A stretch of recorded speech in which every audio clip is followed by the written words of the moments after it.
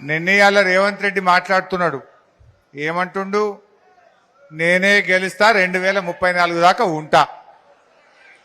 రేవంత్ రెడ్డి తల కిందికి పెట్టి కాళ్ళు మీదికి పెట్టినా 100 సీట్లతో బీఆర్ఎస్ వచ్చేది ఖాయం ఖాయం. ఇలా ప్రజలు ఆదిలాబాద్ నుంచి ఆలంపూర్ దాకా ఎవరిని కదిలించినా ఒక్కటే, కాంగ్రెస్ పోవాలి, కేసీఆర్ రావాలి. జనం క్లియర్. 2.5 ఏండ్ల రేవంత్ పాలన చూసిన తర్వాత ప్రజలకు ఒక క్లారిటీ వచ్చింది.